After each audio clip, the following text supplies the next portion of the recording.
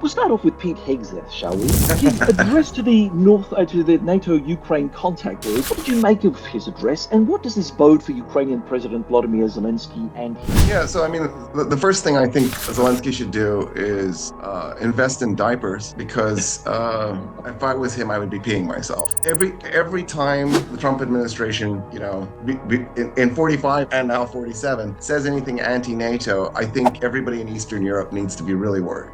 Estonia, Latvia, Lithuania, Poland, Moldova, like it doesn't matter whether you're a NATO state or not a NATO state, you need to be frightened.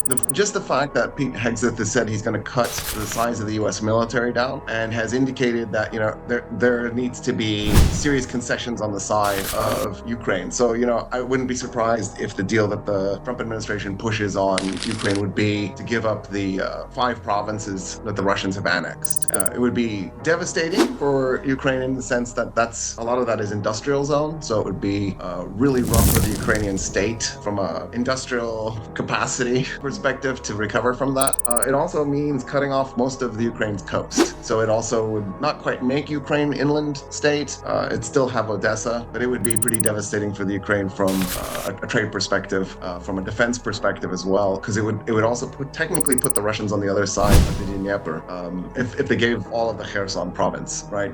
As things currently stand, the Russians are not on the west side of the Dnieper, but they've annexed the west side of the Kherson province. So in any case, I think this bodes ill for Zelensky, and I don't see why Trump would care about Zelensky or Ukraine. He's a transactional person. What's he going to get out of a transaction with Zelensky compared to what he's going to get out of a transaction with Putin? So I think that all of NATO should be concerned, and definitely Ukraine should be as well.